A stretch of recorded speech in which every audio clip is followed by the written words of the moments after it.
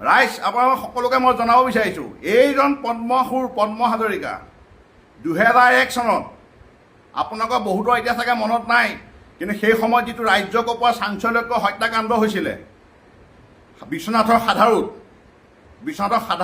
2001 চনৰ অসম বিধানসভাৰ সময়ত প্ৰফুল্ল মহন্ত চৰকাৰৰ লাষ্ট পৰ্যায়ত, সেই সময়ত সাধাৰুত ৰাতি কেৰেম খেলি থাকোঁতে কংগ্ৰেছৰ এটি কাৰ্যালয়ত দুজন আদিবাসী যুৱক হত্যা কৰা হৈছিলে, ৰাজু মুণ্ডা, পুষ্প গোৱালা। সেইজন কোনেও নাজানে কিয় হত্যা কৰিলে, কোনে কৰিলে। আজি মই কৈছোঁ, এই পদ্ম হাজৰিকা, এই পদ্মাসুৰ গুণ্ডাই হত্যা কৰাইছিলে। তেতিয়া কিয় হত্যা কৰাইছিলে জানে? এইটো শুনিলে আপোনালোকে আচৰিত হ'ব। এওঁ ভাবিছিলে মই একো নাজানো এইবিলাক কথা, আৰু জানিলেও হৈছে কেনেকৈ কৰিবনো, সাহ কৰিব, মৰি যাম ভাই, আপোনাৰ তলত নাথাকোঁ, আপুনি মোক ইমানেই ক্ষতি কৰিছে, আপোনাৰ যিটো অৱস্থা হৈছে এতিয়া, উঠিব নোৱাৰে, হলিত মূৰ ঘূৰাই পৰি গৈছে আপুনি। এনেকুৱা অৱস্থাত আপুনি ভগৱানে আপুনি দেখুৱাৰ পাছতো আপুনি চিজিল হোৱা নাই। সেই ৰাজু মুণ্ডা, পুষ্প গোৱালাক তেওঁ হত্যা কৰোৱালে এই বুলি যে সেই সময়ত যিহেতু প্ৰফুল্ল মহন্ত চৰকাৰৰ লাষ্ট পৰ্যায়, এই লাষ্টৰ সময় 98 চনমানত প্ৰবীণ হাজৰিকাই মন্ত্ৰী দিছিলে। আমাৰ বিশ্বনাথ সমষ্টি যিহেতু চতিয়াই হয়, তেওঁ মন্ত্ৰী দিছিলে। এই মন্ত্ৰী দিওঁতে পদ্ম হাজৰিকা বিচাৰিছিলে, বিচাৰোঁতে ক'লে যে এটা অঞ্চলত দুটা মন্ত্ৰী দিয়া নহ'ব। তেতিয়া আপুনি কি প্লেন কৰিলে? 2001 চনত আপুনি জানিলে যে যদি আকৌ প্ৰবীণ হাজৰিকা আকৌ জিকিলে আপুনি আকৌ মন্ত্ৰী নাপাব। আপুনি ইমানেই মন্ত্ৰিত্বৰ বাবে লোভীয়া মানুহ এজন। আপুনি সেই পোক পৰুৱাৰ দৰে সেই মন্ত্ৰিত্ব পাবৰ বাবে, প্ৰবীণ হাজৰিকাক হৰুৱাবৰ বাবে আপুনি সেই ৰাজু মুণ্ডা, পুষ্প গোৱালাক আপুনি হত্যা কৰোৱালে। এতিয়া মই আপোনাৰ তদন্ত, আপোনাৰ মুখ্যমন্ত্ৰী ডাঙৰীয়াক কৈছোঁ, আপুনি CBI তদন্ত দিয়ক। এইজন পদ্মাসুৰ, এই শ্ৰমিক আদিবাসী যুৱক দুজনৰ হত্যাকাৰী, এওঁক CBI তদন্ত দিয়ক, জেললৈ পঠাৰ ব্যৱস্থা কৰক। এওঁ কেনেকৈ হত্যা কৰিছিলে, কাৰ এম্বেচাডাৰে কৰিছিলে, গোটেই ডিটেইলছ জানো। যেতিয়া তদন্ত হ'ব, মই যদি জীয়াই থাকোঁ, মই সেই কথাটো মই ক'ম তদন্তত, কেনেকৈ কৰিছিলে আপুনি হত্যাকাণ্ড। আপুনি সেইটো, আপোনাৰ মন্ত্ৰীটো ইমানেই লোভীয়া, আপুনি সেই সাধাৰণ মন্ত্ৰীৰ কাৰণে আপুনি সেই দুজনৰ আদিবাসী যুৱক দুজনক হত্যা কৰাই দিলে, ৰাজু মুণ্ডা, পুষ্প গোৱালাক। এতিয়া প্ৰবীণ হাজৰিকাও জানে, নুজামা চৰকাৰেও জানে, দুইজনে আপোনালৈ বিয়াত ভয় কৰে, দুইজনে আপোনালৈ ভয় কৰে, কোনেও নুলিয়ালে, বহুতে জানে। এতিয়া পৰেশ বৰুৱাইতো মাজতে আপোনাৰ নামটো দিছিলে, গুপ্ত হত্যাত কোন কোন জড়িত আছে বুলি নামখন দিছিলে, আপোনাৰ নামো আহিছিলে আজি কেইবছৰমান আগতে। আপুনি হয়তো পৰেশ বৰুৱাক মেনেজ কৰি দিলে, নামটো অহালৈ ভয় খাই গ'ল, আপুনি পইচা দি মেনেজ কৰি দিলে। আজি এতিয়া আপোনাৰ এই মন্ত্ৰিত্বৰ বাবে, আপুনি ইমানেই লোভীয়া মন্ত্ৰীৰ বাবে, পৰৱৰ্তী সময়ত যেতিয়া ৰঞ্জিত দত্ত ডাঙৰীয়া মন্ত্ৰী আছিলে, সেই মন্ত্ৰিত্ব তেওঁ বদনাম কৰিবৰ বাবে আপুনি আপোনাৰ অস্ত্ৰ, পাশুপাত অস্ত্ৰ, প্ৰতিদিন জয়ন্ত বৰুৱাৰ থ্ৰুৱেদি, প্ৰতিদিনৰ থ্ৰুৱেদি আপুনি তেওঁক বিভিন্ন কাৰাসাজি কৰি পেলাই বিভিন্ন নিউজ কৰালে, তেওঁ বিভাগটোৰ কৰাই পেলাই ভাবিছিলে মন্ত্ৰিত্ব যায় যদি যাওক, কাৰণ জানে এটা জেগাত মন্ত্ৰিত্ব থাকিলে এজনক আৰু দিয়া নহয়। পিছৰ পৰ্যায়ত যেতিয়া মন্ত্ৰিত্ব তেওঁ গ'ল, MP হ'ল, নতুন মন্ত্ৰী আহিল অশোক সিংহল ডাঙৰীয়া। সেই অশোক সিংহল ডাঙৰীয়াক আপুনি সেই একে প্ৰতিদিন পাত অস্ত্ৰ ব্যৱহাৰ কৰি আছে এতিয়া বদনাম কৰিবৰ বাবে। বিভিন্ন চান্স পালে আপুনি নিউজ কৰাই থাকে যাতে মন্ত্ৰিত্ব যায়। আপুনি মন্ত্ৰিত্ব কিয় নাপায় গম পাইছে? সেই ৰাজু মুণ্ডা, পুষ্প গোৱালাৰ যে আপোনাৰ অভিশাপ আছে, সেই আদিবাসী সাধাৰণ শ্ৰমিক দুজনক আপুনি হত্যা কৰোৱাই দিলে। পৰৱৰ্তী সময়ত মই সেই জাতিটো তেওঁলোকৰ যি সংগঠন থাকে, সেই সংগঠনবিলাকে এই বিষয়বিলাক উলিয়াব লাগিছিলে, নুলিয়ালে। তেওঁ তেনেকৈ সেই ঘটনাটো পাহৰি থাকি গ'ল। কিন্তু এইজন যে প্ৰকৃত হত্যাকাৰী ৰাজু মুণ্ডা, পুষ্প গোৱালা, মই আজি ডাঠিকে কৈছোঁ, এওঁ কেনেকৈ কাৰ এম্বেচাডাৰত তেওঁ হত্যাকাৰী পঠাইছিলে, কোন আছিলে জড়িত, সেইবোৰ তদন্ত হ'লে মই ক'ম। এই পদ্মাসুৰৰ বহুতো কলংকিত অধ্যায় আজি আপোনালোকৰ আগত মই আজি উদঙাম। তেওঁ মোক দিনে ৰাতিয়ে যিদৰে মোক ক্ষতি কৰি আছে, মই নিজৰ বলত কাম কৰিছোঁ, নিজৰ বলত উঠিছোঁ, কোনো সহায় নকৰাকৈ। এই পদ্ম হাজৰিকা, পদ্মাসুৰে মোৰ পোকৰত লাগি দিনে ৰাতিয়ে মোক যিদৰে ক্ষতি কৰিছে, মই আজি উপায়হীন হৈ এই ভিডিঅ'টো বনাবলগীয়া হৈছে। আজি মই আপোনালোকক দিয়া যিটো তলত ভিডিঅ' আছে, এই ভিডিঅ'টো দেখিব। এই সিদিনা আজি এমাহমানৰ আগতে এখন মিটিং হৈছিলে চতিয়াত। মিটিং হৈছে এই চতিয়াত দেওবাৰ বজাৰ চলি থকা অৱস্থাত দিনে পোহৰে মুছলমান যুৱকক দিনে পোহৰে বজাৰ চলি থকা অৱস্থাত কটাকটি কৰি এটা সাংঘাতিক এটা ঘটনা পৰিৱেশ সৃষ্টি কৰিছিলে। সেই তাৰ ওপৰত এখন ৰাজহুৱা মিটিং আছিলে। এই ৰাজহুৱা মিটিঙত এই পদ্ম হাজৰিকাই সেই মিটিঙৰ আলোচনা হ'ব লাগিছিল, চব মানুহক মাতিছে সেই মিটিঙৰ লৈ পেলাই আলোচনা, শান্তি আলোচনা কিবা বুলি এনেকৈ কৈ তাত গৈ সেইখিনি মিটিঙৰ আলোচনা কৰিবলৈ সাহস নকৰি অকল মোৰ কথাই আলোচনা কৰি থাকিলে তাত। মই কি ভুল কৰিছিলোঁ? সেই মুছলমান যুৱকখিনি কি মোৰ আত্মীয় আছিলে নেকি? কোনোতো আত্মীয় নাছিলে। সেইখিনি হ'ল এই পদ্ম হাজৰিকাই য'ত এতিয়া মানে তেওঁৰ গুণ্ডা বাহিনী যিবিলাক মানে য'ত দম দিবলৈ, কটা মৰা কৰিবলৈ লগাই ফুৰে, সেইখিনি তেওঁৰ লগত থকা হেৰি। তেওঁ লাজ পাইছে, তেওঁ উঠাই দিছে সেইবিলাক মানুহক, উঠাই দিয়াকৈ লাজ পাইছে। লাজ পাই সেই তাত আলোচনা কৰিব লাগিছিলে সেইটো বিষয়ৰ ওপৰত, আৰু মোৰ ওপৰত অযথা এনেই কোনো বিনা দোষে মোৰ তাত আলোচনা কৰি পেলাই তাত বিভিন্ন কথাবিলাক তলত কোৱা দি কৈছে। মোক কৈছে মাদাৰ, মোৰ লগত বোলে তেওঁলোকৰ লগত থকা মানুহ বহুতো ভিতৰত যোগাযোগ কৰি থাকে, সেই যোগাযোগবিলাক বন্ধ কৰিবলৈ কৈছে মোৰ লগত। মই পদ্ম হাজৰিকাক তেওঁ অতীত সোঁৱৰাই দিব বিচাৰিছোঁ। তেওঁ যিবিলাক কাণ্ড আছিলে, মই আজি বহুতো ৰিক্স হ'ব, মই গম পাইছোঁ এইবিলাক কথা কোৱা মোৰ প্ৰাণৰ ৰিক্স হ'ব, কিন্তু হ'লেও উপায় নাই। আজি ইমানেই ক্ষতি কৰিছে, এইটো মই এনেকৈ আৰু সহ্য কৰি থাকিব নোৱাৰোঁ। তাৰমানে যি হয় হ'ব। মই আজি বহুতো কাম কৰিছোঁ, 20-30 কোটি টকাৰ ওপৰৰ মোৰ কাম আছে এতিয়া, কিন্তু মোৰ কাম ধান্দা প্ৰতি মোৰ এতিয়া মন নাইকিয়া হৈ গ'ল। মই কাকো ক্ষতি নকৰাকৈ কাম কৰি আছিলোঁ, মই মনে মনে আছিলোঁ। মই নাই পদ্ম হাজৰিকাক এগেইনষ্ট কৰিছোঁ, মই কৰিছিলোঁ 16 চনত এগেইনষ্ট কৰিছিলোঁ। কিয় নকৰিছিলোঁ? কৰিমেই। তেওঁৰ লগত সৰুৰ পৰা থাকিলোঁ, তেতিয়া কত মানুহে মোক হাক দিছিলে, এইজন মানুহত থাকিব নালাগে, এদিন পস্তাবি। মই নামানি নুশুনি মই গোটেইটো একেবাৰে মই বডিগাৰ্ড টাইপত আছিলোঁ সদায়। কিন্তু তেওঁ কি কৰিলে, লাষ্টত যেতিয়া মোৰ এইটো তেওঁৰ লগত থাকোঁতে এনি টাইম ইটোক দম দিবলৈ কয়, সিটোক পিটিবলৈ কয়, ইটোক হেৰি কৰিবলৈ কয়, তেনেকৈ থাকোঁতে এই পুলিচ এই কোৰ্ট এনেকৈ থাকোঁতে গ'ল তেওঁৰ লগত থকা সময়খিনি। শান্তিয়ে থাকিব নিদিয়ে। ভাল কাম এটা কৰিলেও তেওঁ বেয়া পায়, খালি পিট দম দিয়ে, এইবিলাক কামতে লাগি থাকোঁতে। তাৰপাছত তেওঁৰ লগত যেতিয়া ইলেকশ্যন আহিলে, মই তেওঁ এগেইনষ্ট কৰিছোঁ। এতিয়া আজি মই ডাইৰেক্ট কৈছোঁ মই তেওঁ এগেইনষ্ট কৰিছোঁ বুলি, কৰিমেই। কিন্তু এগেইনষ্ট কৰাৰ পাছত যেতিয়া 16 চনত এগেইনষ্ট কৰিছিলোঁ, কৰাৰ পাছত তাৰ পৰৱৰ্তী পৰ্যায়ত তেওঁৰ লগত মোৰ ভাল নাই। মই এক্সট্ৰাকৈ কাম কৰি পেলাই মই মোৰ ঘৰ চতিয়া সমষ্টিত হয় যদিও, নৰদোৱা সমষ্টিত আজি হয় যদিও, মই বেলেগ জেগাত মই য'ত ত'ত পিডব্লিউডি কাম কৰি পেলাই ভাল কাম কৰিছোঁ, পুৰস্কাৰো দিছে। মই জল জীৱনৰ কামো কৰিছোঁ, পুৰস্কাৰো দিছিলে। কৰি পেলাই বিভিন্ন কাৰাচাজি কৰি পেলাই মোক মানে পোকত একদম জোৰদাৰ লাগি আছে। মানে মই এতিয়া মাজতে এটা ঘৰ বনালোঁ, এই ঘৰটো বনোৱাতে তেওঁ চকু একদম কপালত উঠি গ'ল। ঘৰ এটা বনাইছিলোঁ ভালকৈ, যে গাঁৱত চতিয়াতে বনাওঁ ঘৰ এটা বুলি বনাইছিলোঁ, তেওঁ GST পাৰ্টি ৰেট মাৰিবলৈ পঠাই দিলে। GST ৰেট মাৰিলে, GST পাই মোৰ 80 লাখ টকাৰ ওপৰত গুচি গ'ল। আৰু তেওঁলোকৰ GST ৰেট মৰা পাৰ্টিয়ে মোক ডাইৰেক্ট কৈছে যে এইটো পদ্ম হাজৰিকাৰ সৈতে আপোনাৰ বেয়া নেকি, পদ্ম হাজৰিকাই পঠাইছে বুলি ডাইৰেক্ট কৈছে। কাৰণ মই GSTত সেইটো কেছ পইচা পাতি পাই 80 লাখ টকামান মই দিবলগীয়া হৈ গ'ল, দি দিলোঁ। তাৰ পাছত মই ঘৰটো যেতিয়া বনাইছোঁ, মোৰ ঘৰ যেতিয়া মাটি ভেটি লাগে, মাটিৰ কাৰণে এই ভেটিৰ কাৰণে মাটি লাগে, এইটো আমাৰ গাঁৱৰ ফাৰ্মত বালি মাটি আছে, তাত য'ত নেকি 4 লেনলৈ তাৰপৰা গৈছিলে।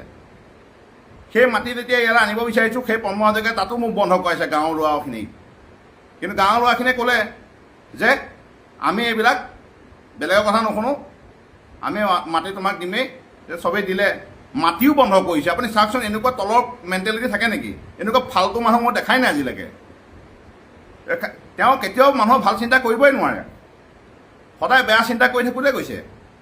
খালি মই লগত থাকোঁতে ইটোক দম দিবলৈ কয়, সিটোক পিটিবলৈ কয়। তেওঁ নিজৰ অতীত পাহৰি গ'ল, আজি কেৱল মোক এটেক কৰি আছে। তাৰপাছত পৰৱৰ্তী সময়ত মোৰ ভাইটি 3 ছেপ্টেম্বৰ তাৰিখে তেওঁ চাৰিআলিৰ পৰা আহি থাকোঁতে তাত গাড়ীখন ৰখাইছিলে, ৰখাওঁতে পিছফালৰ পৰা সেই মেজিকখনৰ গাড়ীত খুন্দিয়াই মাৰি দিলেহি। খুন্দাই মৰা কেছটো সাধাৰণ কেছটো, এক্সিডেণ্ট কেছ, ভাইটি গাড়ী ভাঙিছে। সেই কেছটো সাধাৰণ কেছটো, যিটো নেকি মেজিকৰ ড্ৰাইভাৰৰ গাড়ীটো কেছটো মিলাই দিম বুলি কৈছিলে, পইচা পাতি দি দুটা বনাই দিম বুলি কৈছিলে। এই পদ্ম হাজৰিকাই সোমাই পেলাই সেই গাড়ীখনৰ হেৰিটো এক্সিডেণ্ট কেছটো বিভিন্ন ৰং সানি, ভাইটি হাইস্কুলৰ মাষ্টৰ আছিলে, শিক্ষক আছিলে, ভুৱা বাতৰি প্ৰচাৰ কৰি 3 তাৰিখৰ ঘটনাটো 5 তাৰিখে শিক্ষক দিৱসৰ দিনা হৈছে বুলি কৈ তালফাল লগাই এই গোটেই বিশ্বনাথ চাৰিআলি সাংবাদিকখিনিক তেওঁ হেৰি কৰিছে, কি কয় এইটো, নিউজটো কৰিবৰ কাৰণে পইচা পাতিলৈকে অফাৰ দিছিলে। কিন্তু এই সাংবাদিকখিনিক মই ধন্যবাদ জনাইছোঁ, এই নিউজটো তেনেকৈ গম পাইছে এটা ভুৱা নিউজ। 3 তাৰিখৰ কেছ 5 তাৰিখে কৰিছে।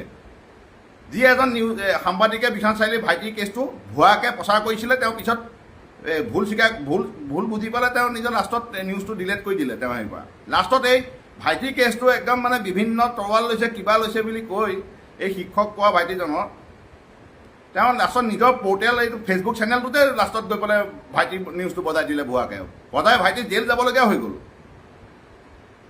চাকৰিৰ পৰা নিলম্বন কৰিবলৈ তেওঁ উৎপাত লাগিলেগৈ আমি পৰম্পৰালৈকে আপোনাক ভয় নকৰোঁ কিন্তু আপুনি পৃথিৱীৰ চবকে ভয় খুৱাব পাৰিব আমাৰ ঘৰৰ মানুহে আপোনাক ভয় নকৰে চাকৰি কি চাকৰি নিলম্বন কি চাকৰি গুচি যাওক আপুনি মোক মাৰি পেলাওক মই ভয় নাখাওঁ কিন্তু আপোনালৈ আপুনি ভয়ত চবকে ভয় খুৱাই চলি আছে আজিলৈকে মই ভয় নাখাওঁ মই মৃত্যুলৈ ভয় নকৰোঁ মই জেললৈ ভয় নকৰোঁ আমাৰ ঘৰৰ মানুহ কোনেও ভয় নকৰে আপোনাক আপুনি যি কৰে আপুনি নিজকে আজি যে মোক তাত যে কৈছে মাদাৰ আপোনাৰ লাজ লগা নাই আপোনাৰ লগত মই 15 চনৰ আগলৈকে আছিলোঁ তাৰপাছত মোৰ আজিলৈকে কিবা কাৰোবাক দম দিয়া কেছ এটা আছে আপোনাৰ লগত থাকোঁতে পঢ়া আধৰুৱা হ'ল চব আধৰুৱা হ'ল মোৰ বেলেগ এটা আপুনি চবকে এখন মানে টিচু পেপাৰ বনাই দিবলৈ বিচাৰে গোটেই বেয়া জাবৰবিলাক আপুনি ইটাতে মোহাৰি পেলাই সেইখিনি টিচু পেপাৰ দৰে ব্যৱহাৰ কৰি পেলাই আপুনি গোটেই চতিয়া ল'ৰা জামুগুৰি ল'ৰা চব বৰবাদ কৰি দিছে আপুনি কিহৰ অসমীয়া কথা ক'বলৈ আহিছে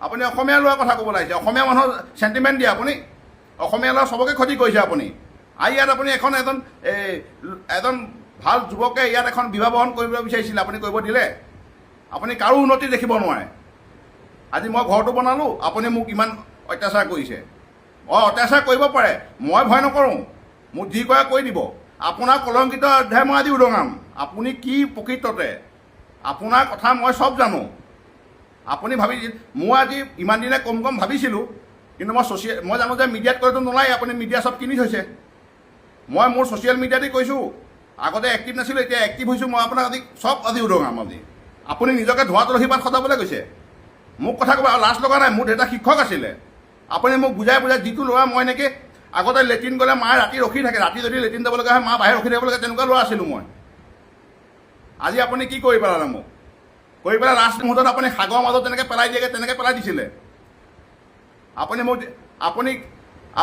আপোনাৰ গোটেই আজি মই গোটেই ডিটেইলছ কৈ আছোঁ আজি আপোনাক মই ভয় কৰিছোঁ বুলি ভাবিছে GST নালাগে কিবা পঠাই দিয়ক আপুনি বম দি দিয়ক আপুনি GST দূৰৰ কথা ইমান ক্ষতি কৰি আছে আপোনাৰ যদি দম আছে আপুনি মোৰ ঘৰত সূৰ্য পোহৰ বন্ধ কৰি দিয়ক পানী অহা বন্ধ কৰি দিয়ক হাৱা বন্ধ কৰি দিয়ক লাইট বন্ধ কৰি দিয়ক তবুও আপোনাৰ ওচৰত ভয় নপৰোঁ চব পৰিব আপোনাৰ ভয়ত মই নপৰোঁ আমাৰ ঘৰৰ মানুহ নপৰে মৰি যাম আপোনাৰ ওচৰত গোলাম নহওঁ আৰু এসময়ত গোলাম হৈ পেলাই আপোনাৰ তলত থাকি থাকে তেতিয়া মানুহে বহুতে কৈছিলে এদিন প্ৰস্তাৱিক বুলি আজি মোৰ কাম কৰা মন নোহোৱা হৈ গ'ল মোৰ কত বিভাগবিলাকত মোৰ নাম হৈছে জল জীৱনত মোৰ বেষ্ট কণ্ট্ৰেক্টৰ এৱাৰ্ড দিছে চবতে মোক আজি প্ৰশংসা কৰে কাম কৰিবলৈ মই আপোনাৰ নিচিনা আপুনি কৰিছে কি আপোনাৰ লগত থকা মানুহখিনিক মই আপোনাৰ লগত থকাখিনিক কৈ দিছোঁ লগত থাকি আপোনাৰ লগত আকৌ আপুনি আশা দিব ইলেকশ্যনৰ এতিয়া ইলেকশ্যন পাৰ হ'ব আপুনি জিকাৰ পাছত আপুনি মানুহক পাহৰি যায় 2 মাহ আগৰ পৰা ইলেকশ্যন যেতিয়া হয় 2 মাহৰ আগৰ পৰা আপুনি চবকে টোপ দিয়ে আৰু সেই টোপত প্ৰত্যেকবাৰেই আপোনাৰ পৰা আজি 25-30 বছৰ মানুহ ঠগ খাই আছে